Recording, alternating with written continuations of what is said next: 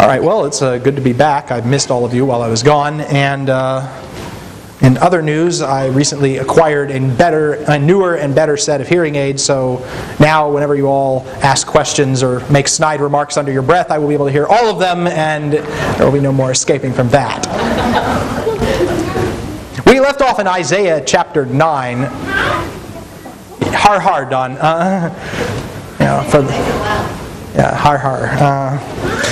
We left off in Isaiah chapter 9 and have up on the board kind of just the general picture of where we're going. Isaiah, of course, has mentioned several children up to this point who were signs. Their names were symbolic of what God was intending to do. There was She'er Jashub, which means a remnant will return. There was Emmanuel, which means God is with us. And there was Mahar Shalom-Hashbaz, which means the spoil speeds, the prey hastens.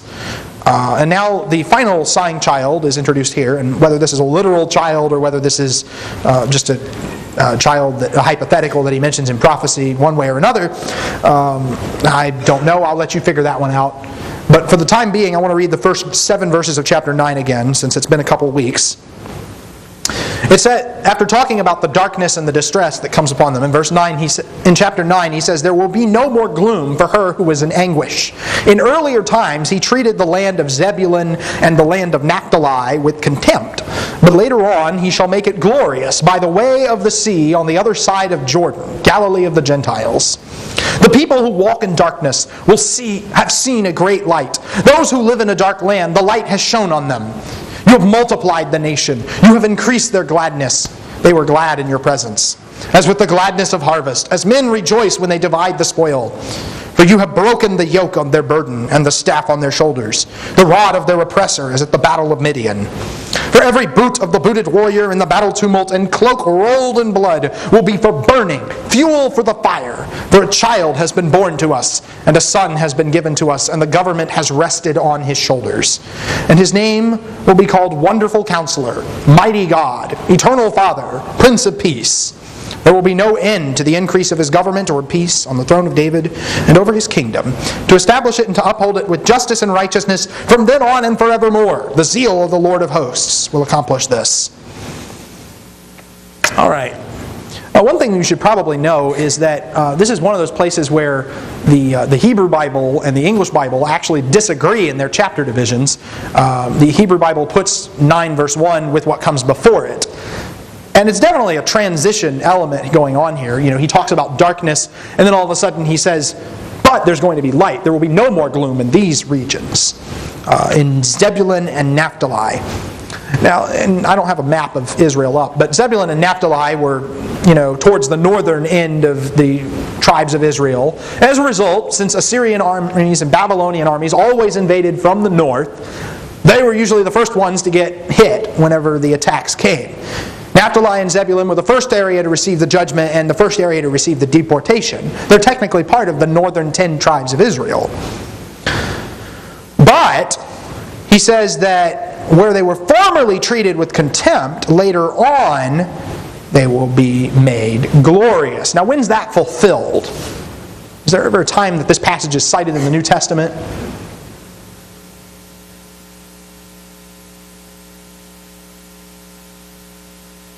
He shall make it glorious by the way of the sea on the other side of the Jordan, Galilee of the Gentiles.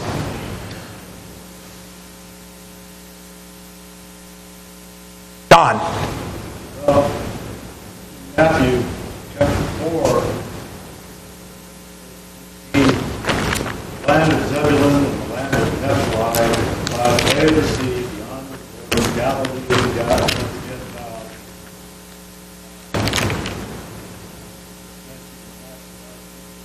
What was spoken through Isaiah the prophet. People, after that, the people who were sitting in darkness saw a great light. Those who were sitting in the land of the shadow of death, upon them the light dawned. And that time Jesus began to Right. And so Isaiah, and I don't know if this is the only fulfillment of that, but Matthew definitely cites Isaiah being fulfilled in this instance when he says that Jesus goes around, he begins to preach, "Repent, for the kingdom of heaven is at hand." And the area that was the first to receive judgment in the time of Isaiah becomes the area that is the first to receive the light in the time of Jesus, the region of Galilee. Jesus did a predominant amount of his preaching in Galilee.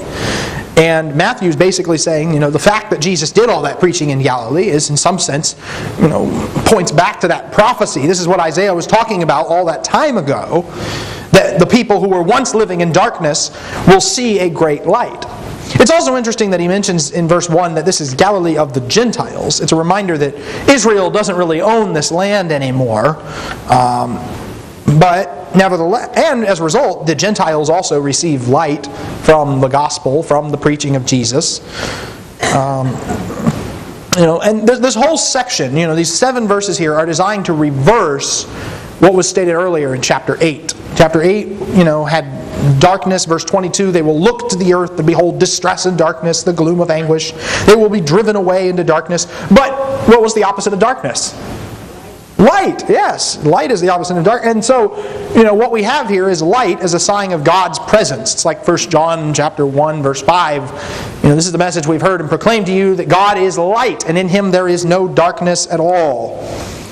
And that very contrast appeared from creation onward. In the very beginning, darkness was over the face of the deep.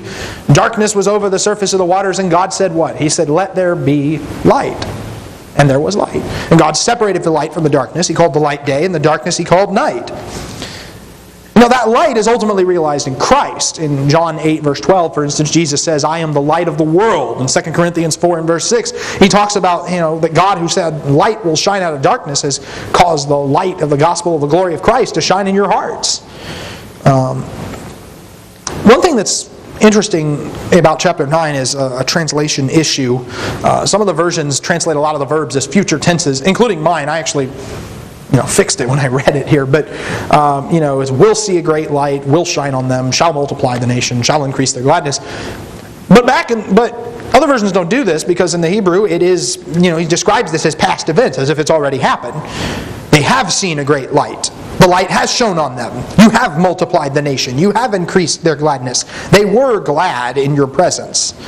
And even in verse 6, "A child has been born to us, a son has been given to us, and the government has rested on His shoulders," is the correct way to read that.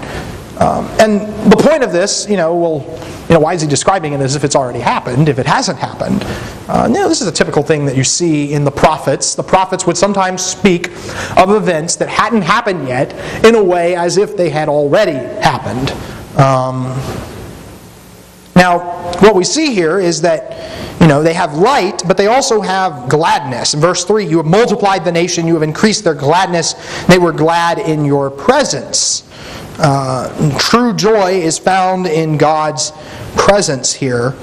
I have a note here about the plunder. He describes it both in terms of the harvest in verse 3, the gladness of the harvest, but he also mentions men rejoice when they divide the spoil, when they divide the shalal. Well, we saw that back in chapter 8, didn't we? Maher Shalal Hashbaz. That name meant that the Assyrians would take the spoil and quickly carry it away. But here God says that, no, you're going to rejoice in the spoil. He reverses the judgment that was signified by the name Maher Shalal Hashbaz. In verses 4 and 5, well, in verse 4 in particular, he says, "You shall break the yoke of their burden, the staff on their shoulders, the rod of their oppressor, as at the battle of Midian." Why does he mention the battle of Midian for? What was the battle of Midian? Yeah. Well, yeah, back in Judges 6, 7, and 8, where Gideon mounted his offensive against the Midianites, and they reduced the army down to a really small number, and then they all broke the pitchers and lit the candles and blew the trumpets, and everybody went into a panic. And there was they were ridiculously outnumbered. It was like the worst military strategy in the world by human secular standards.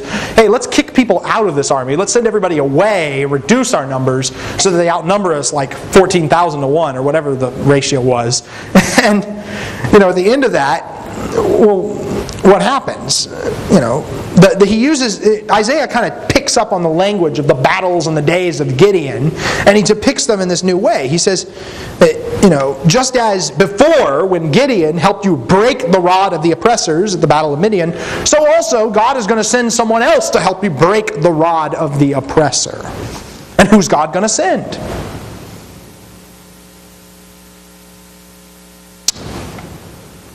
Who's God going to send to break the oppressor? Christ, yes. Now, there's a difference here between, it's like in the days of Gideon.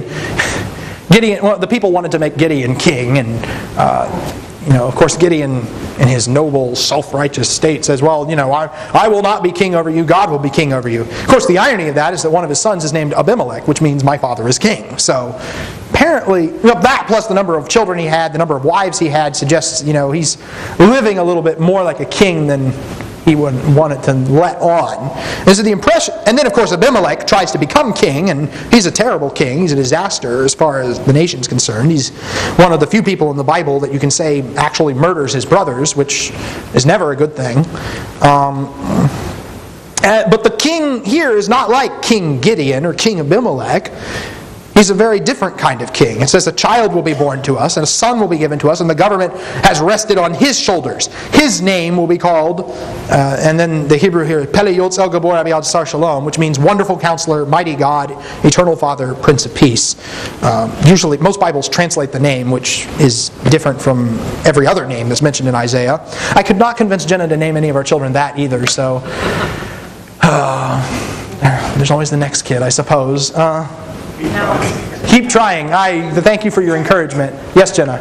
Now on the next person. I'm hurt. Okay, well, and there's something to that. There's something interesting about this last sign child, because while this passage is never actually quoted in the New Testament right here, this section about the child will be born to us. And yet almost everybody assumes automatically it's talking about Jesus. In fact, this is the only time in the Bible that the expression Prince of Peace appears. And when I say Prince of Peace, the first person you think of is Jesus. So it's one of those instances where some people put forth the idea that we can't know what an Old Testament prophecy is talking about unless it's explicitly cited in the New Testament. And to that I have to say, do they call Jesus the Prince of Peace? Because if they do, then they're saying that this passage was talking about Jesus. And there's no explicit connection in the New Testament made there, so, ergo they must accept on some level that you can interpret an Old Testament prophecy without necessarily getting an explicit citation. Another example of that is in Genesis 3. You shall crush the head of the serpent. The only time that's quoted in the New Testament is talking about believers. It's not talking about Christ defeating Satan. But nevertheless, we all assume that when we read it because it's, you'd be crazy to miss it, practically. It's one thing that you just, hindsight says, that God had the plan in mind from the beginning. That's the lesson we learn from that. That's what we're supposed to do, is we're supposed to look at what is quoted in the New Testament and then come back and read all the rest of the Old Testament and figure out, okay, well, what did the rest of it mean? How did Jesus fit into the rest of it? And similarly here, because he is the Prince of Peace, it says in verse 7 that there will be no end to the increase of his government or his peace over the throne of David and over his kingdom, to establish it and to uphold it with justice and righteousness from then on and forevermore. Now, in fact, this section on children for signs is bookended by references to the house of David.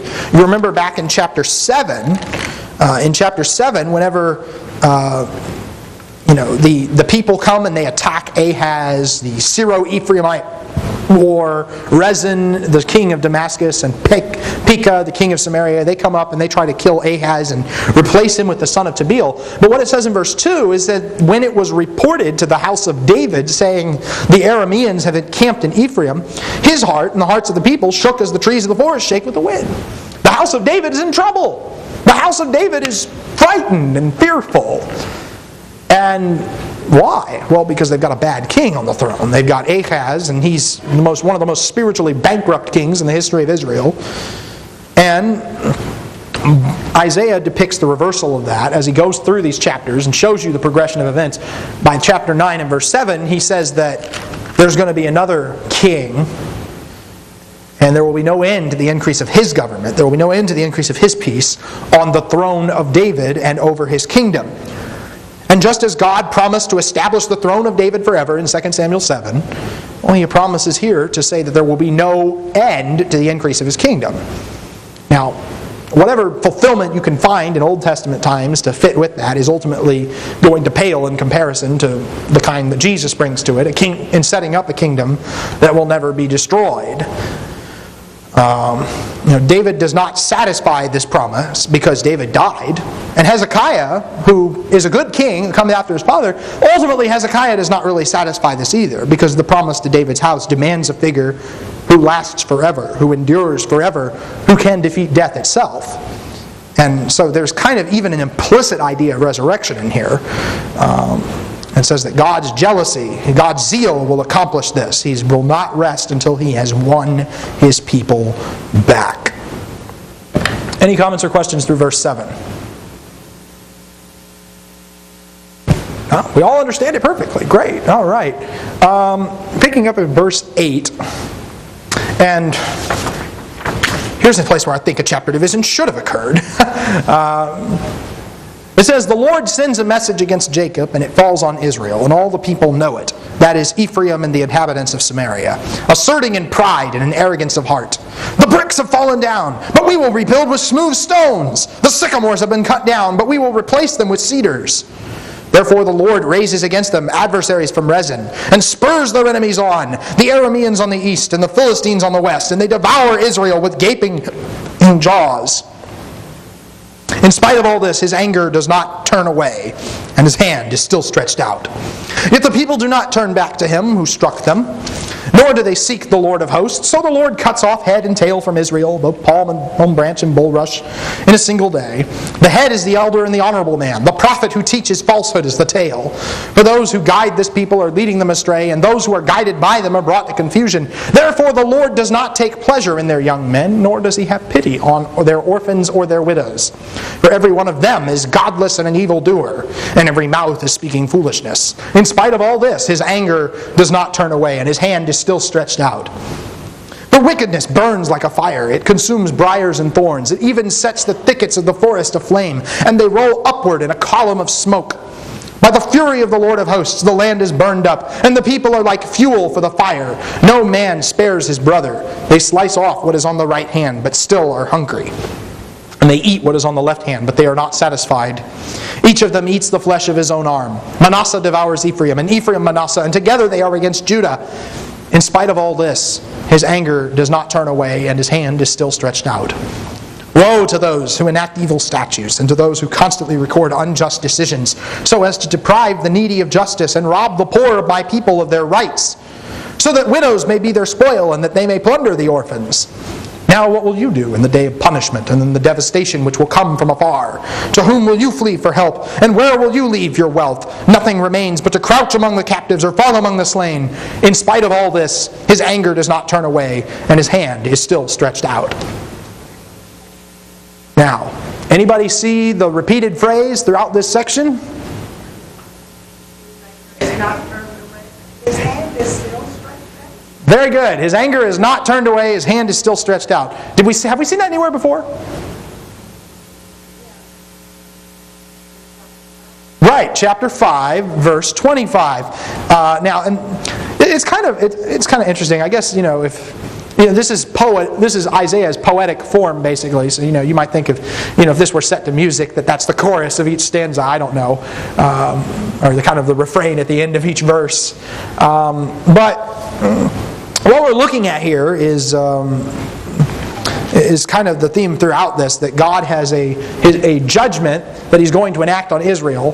He's tried everything in His power to get them to repent. He's tried everything in His power to convince them to turn around. So His judgment has not been spent until they will be dealt with.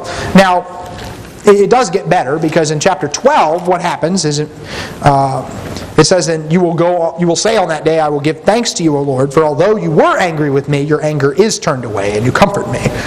So chapter 12 and verse 1 reverses this idea that gets repeated throughout. The next question I had on the handout is, who specifically appears to be the main object of judgment in 9:8 through 10:4? I don't say who it is on the board. Yes, okay. Who is being judged here? Israel? Assyria. Well, Assyria is later, but... Jacob. Lord sends a message against Jacob. Falls on Israel. All the people know it. That is Ephraim and the inhabitants of Samaria. Okay. Pride. Right. Northern Israel appears to be the main focus here. Ephraim and Samaria are singled out. Now, one thing that's important to realize is when you see the tribe, Ephraim's technically only one tribe in Israel, but often the prophets used Ephraim as a code word for the northern kingdom. And the reason why is because Ephraim was the most dominant tribe. This is just the way people talked about them. Just like people talk about the southern kingdom as Judah, even though technically there were other tribes there, like Benjamin or Levi, even though they were still called Judah. And the same thing with northern Israel, they were called Ephraim. Now he goes on, in verses 8 through 12 deal with this problem of pride. The main boast in verse 10 is, Samaria is saying, oh, the bricks have fallen down, but we can rebuild it. The trees have been cut down. We're going to replace them with better trees. There's this boast that, even if God destroys us, big deal. We'll just rebuild it. We'll make it better this time. We'll make it more unassailable. Or so they think. But in fact, whether or not Samaria can ever be rebuilt is entirely dependent upon God's prerogative. They are not rebuilding that city without His say-so. He mentions the adversaries from Rezin. That could also be adversaries of Rezin, which would be Assyria. Now, Israel, in verse 12, you see that they're being attacked from every direction. You got the Arameans on the east, you got the Philistines on the west, and they're devouring Israel with gaping jaws. It's like if you were to draw a giant crocodile head over their nation on the map that's kind of crushing them in between them. Israel's being attacked from every direction, and in spite of all that, that does not satisfy the judgment of God. In verses 13 through 17, we talk about the failure of the leadership. Even though God has disciplined His people, they do not return to Him. That's one of the reasons that God sent judgments, was to get people to change their ways. And in verses 14 and 15, we have a nice little image here. God's going to cut the head and the tail off of Israel. Well, does Israel have a literal head and a literal tail? No. Jenna, did you have something? But there was something I wanted to ask a little later. Oh, a little later. Don. Well, verse 15. Obviously. That is the elder and honorable man who teaches falsehood. Right, the head is the... I was talking about introducing this particular topic, verses 8 through 12, their arrogance and their self-reliance and their lack of consideration of God. Right. They're actually, their pride doesn't let them have anything to do with God. Yeah. And this is from head to tail. This is an example of, I think the technical term for it is a merismus. Basically, it's taking one extreme and another extreme and saying, we've got, everywhere in between as well. We're going to leave. He's going to leave the middle part of Israel alone, right? Well, no, that's not the point. The point. What would happen if you cut the head and the tail off? Well, the rest of it's dead, right? Exactly. It's not going to. The rest of the animal ain't going to last long. Head and tail, palm branch and bulrush. Actually, we see that same image reappears in chapter 19 and verse 15, where it said regarding Egypt, there will be no work for Egypt with which its head or tail, its palm branch or bulrush may do. So that's kind of a random connection. I don't know if there's any real significance to that, but it pops up again later. It just sounds like colloquialism. Like we were top to bottom, front to back. Exactly. It might just be that. Because that's the same with the palms. The branches are up high, the bulrushes are, It's raining cats and dogs, that kind of thing. Except he explains the head is the elder, the prophet's the false teacher. The false prophet is the tail. And every level of society is affected.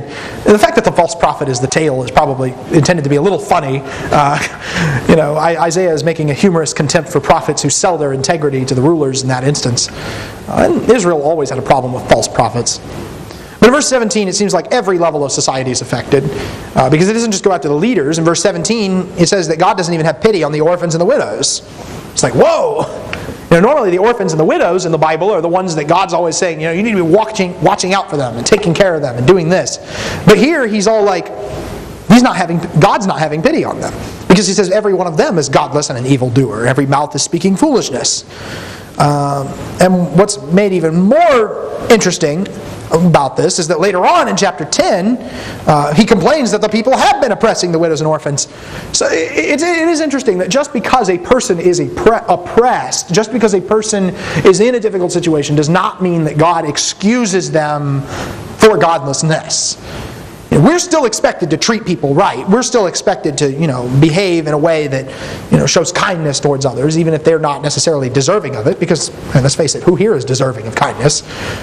But rather, it's God who ultimately sorts out the mess. It's God who ultimately acts in judgment on those things. It's not our job to decide who is and is not deserving of help.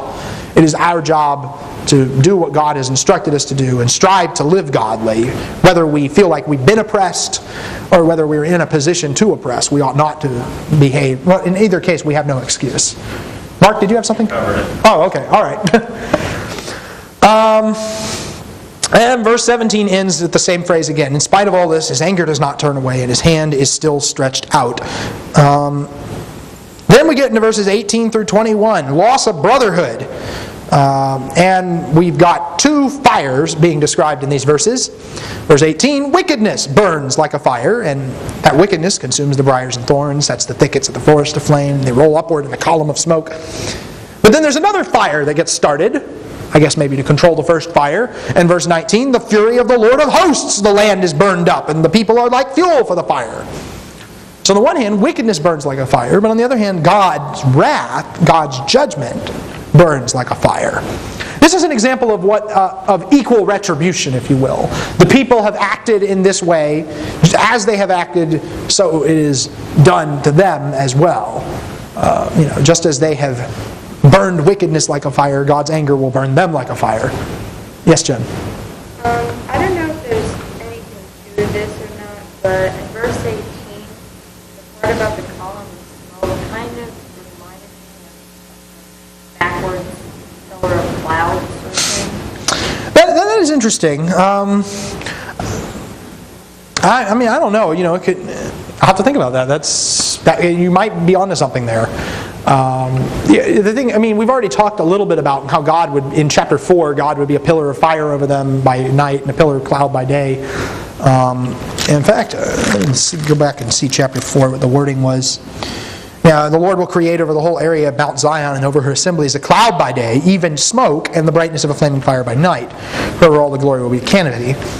If that is an allusion to that, it's probably intended to be kind of this is the opposite of what God wants. Instead of settling for God's presence, you've sort of created a God for yourself. You've created a substitute fire with your wickedness. And it's not going to work because the real fire of God, the consuming fire, is going to come and destroy everything. And of course, what does God use as fuel for his fire? The wicked. The people who were doing this in the first place. Mark, you have something. I kind of got the idea here that wickedness burns like a fire. You've heard the saying, "There's no honor among thieves."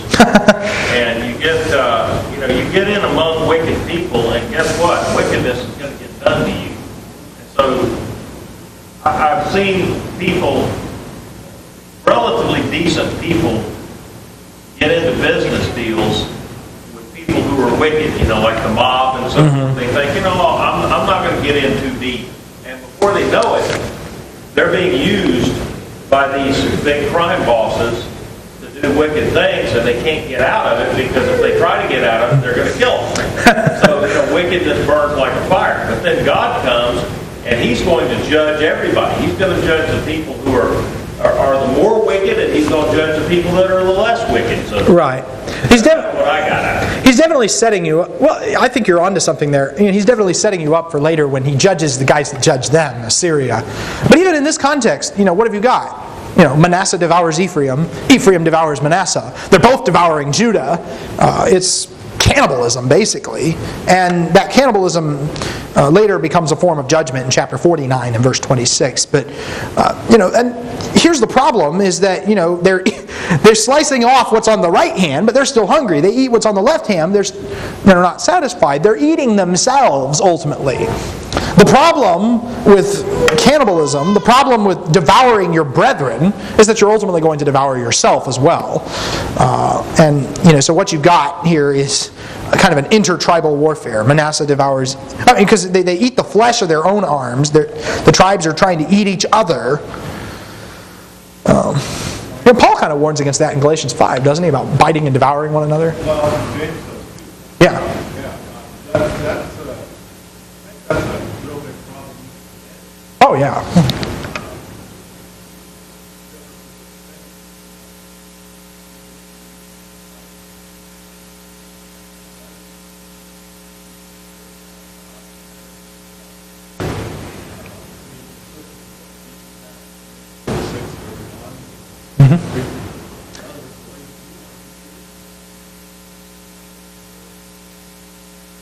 We all have our little old ego problems. Yeah. Suppress that is the God wants us to lead in life. Absolutely. You have this intertribal warfare and rivalry. There's definitely something to that even in northern Israel. The last really powerful king in northern Israel was Jeroboam II.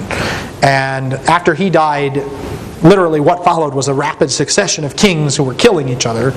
You had Zechariah, who, Zechariah was the fourth generation from Jehu, God promised Jehu up to 4 generations on the throne of Israel, and Zechariah was killed within 6 months. His successor only lasted 1 month. Menachem lasted 10 years and actually had a son, but Pekahiah was killed by Pekah, and Pekah was killed by Hoshea. So it's like, when you got a bunch of kings killing each other, one right after another, that's a sign you've got real political instability going on. You've got this kind of infighting going on. It's going to destroy the kingdom, ultimately.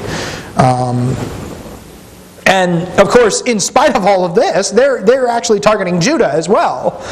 They actually have the time to go and start this Syro-Ephraimitic war and say, well, we still need to fight the Assyrians. We've got to band together and fight the Assyrians. And just contemplate the irony of that statement, even, that we're going to get together and fight the Assyrians, but we can't even agree amongst ourselves. So let's have a war so that we can be unified.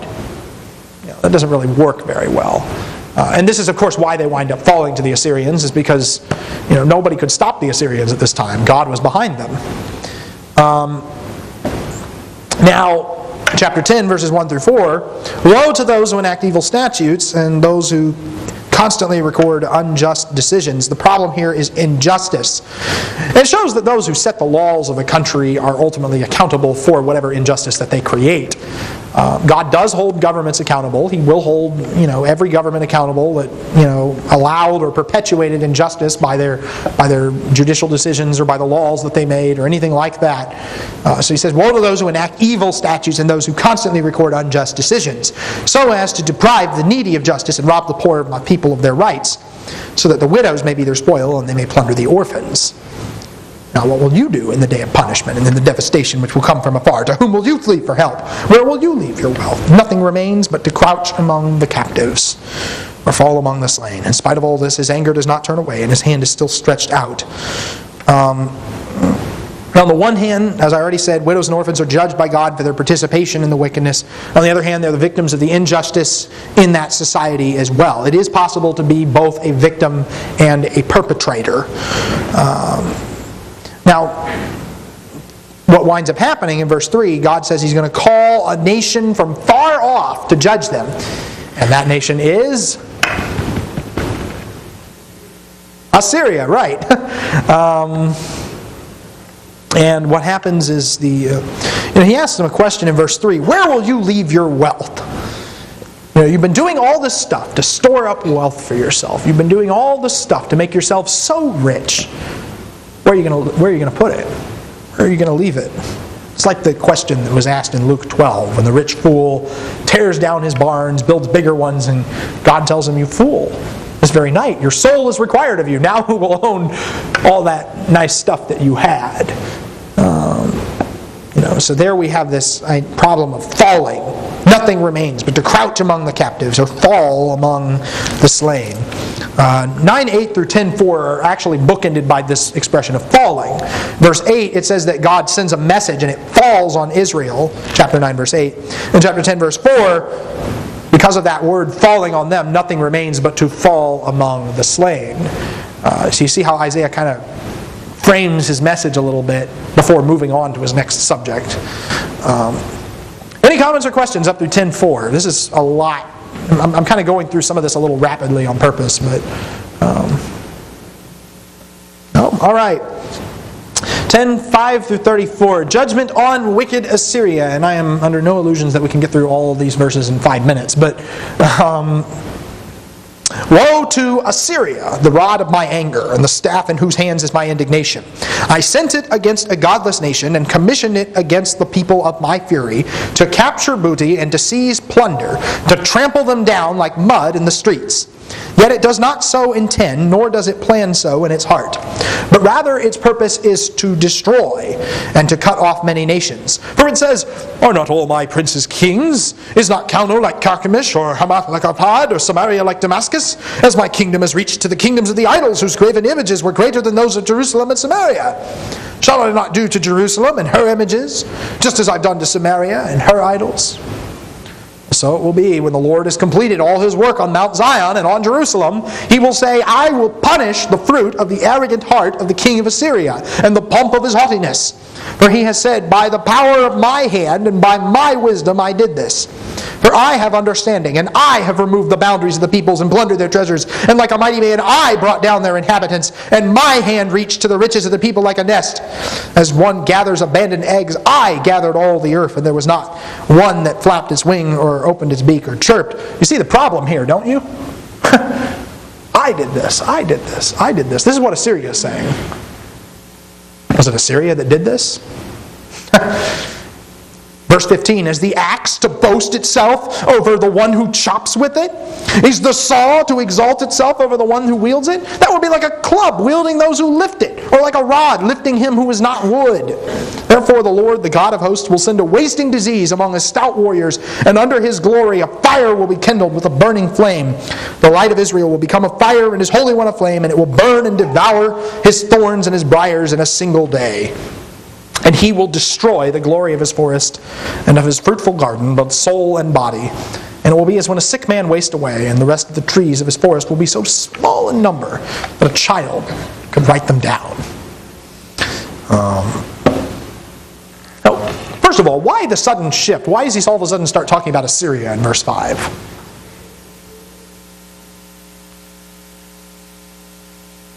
I mean, he's been talking about all these judgments on Israel, Israel, Israel, Assyria. Comes to my mind at the moment when one prophet asked God, "How in the world can you bring in these terribly unrighteous people to judge your people? We're not that bad. You're bringing in worse people than us to judge us." And God has answered him, "I'll judge them in their own time. Right. Don't you worry about it." And that's basically what he's saying here with Assyria. He's saying, I'll take care of Assyria, I'm going to take care of everybody, and I'm going to do justice in the end. Right, and that's, you're thinking of Habakkuk as the prophet that did that, but yeah, I mean, that's the basic gist of this, is that, at the end of the day, the judge of all the earth will do right. The Assyrians were not good people, they were never good people, and so this dilemma that Habakkuk had about the Chaldeans would have also probably people have been wondering about that in Isaiah's day as well. Isaiah, kind of comes at the problem from the opposite angle. He goes after Assyria instead, but it's nevertheless the same point. Now, there is a reason for this as well. You got judgment on Israel, and then you got restoration of Israel. But part of the transition between that is the judgment on the judgers, the judgment on the enemies as well. And one of the key elements to Israel's restoration is the destruction of their oppressor. So that oppressor brings their judgment on themselves. The rod of my anger, Assyria is just a tool in the hand of God. They're just used for discipline and punishment. They don't have the right to exalt themselves or claim some kind of superiority. He says, I sent it against a godless nation, which is kind of insulting. You think about it. Israel would have considered the Assyrians to be godless. But God says, no, you're the godless nation. I sent them against the godless nation, and to capture, spoil, and plunder. There's Maher-shalal-hash-baz again, by the way. This idea of stealing the plunder and carrying it off quickly. And as Babylon will later be used to judge Judah, Assyria is used to judge Israel here. Now the problem with Assyria is this. The Bible's not really unfair to the Assyrians. Their own records speak for themselves. They were cruel. And not only that, they were really pretentious. You read the annals of any Assyrian king, and it's just boast, boast, boast, boast, boast. It's like, shut up already. It's kind of aggravating in many ways. They kept detailed lists of every battle they won. They trounced their enemies, and they kind of tended to leave out their defeats and gloss over those. Which is why when God destroys the army of the Assyrians in Isaiah 37. That's not really mentioned in the Assyrian annals. They don't mention that anywhere. Sennacherib just boasted that he shut Hezekiah up like a bird in a cage, collected a huge tribute from him, and went home, which is really out of character for the Assyrian emperors. They did that. There was just a lot of stuff that happened. Well, yeah, it's really out of character. Because Hezekiah revolted against him. It would have been really out of character for an Assyrian emperor to just say, "Oh, I'll be bought off." Most of them were such egomaniacs that whenever somebody revolted, they usually wound up destroying the lead city, and they usually wound up killing the leading king, which, the fact that Hezekiah escapes unscathed means that either Sennacherib has completely rewritten his policy for dealing with people, or something stopped him from destroying Jerusalem. I'm inclined to think that maybe the Bible has a slightly more unbiased account on that regards. The Assyrian motive in conquering Israel, they were God's instrument. But was their motive accomplishing God's will? No. Do you think the Assyrian kings like Shalmaneser and Sargon and Sennacherib were going, now, I don't really want to do this, but I'm doing God's will? No. That's not their attitude or their perspective. Instead, they see themselves as the conquerors. They're not the servants. They're not submissive to a higher power. They are the higher power in their mind. They boast, and there is a mention of Carchemish in here, which establishes a date for this, that Carchemish fell in 717 BC, which means that, since the Assyrians are comparing cities that they've already destroyed, it seems that this would have been written after that had happened at least. But the Assyrians, they destroyed they destroyed all these cities, and they say, Samaria, Jerusalem, they're small potatoes after that. Their idols aren't going to save them. Their gods aren't going to save them any more than these nations' gods saved them. And that's the problem. It's the assumption that Yahweh is like the other gods. That He is somehow equal to, or even inferior to, these other gods. It has implications for Ahaz's strategy in chapter 7. Ahaz's plan was, let's ally with Assyria. Let's get the biggest bully on the playground on our side. Isaiah says, no, that's the wrong approach. You need to trust God. You need to trust Yahweh. It's folly to trust the Assyrians because they themselves are not exempt from the judgment of God. We're past time to stop.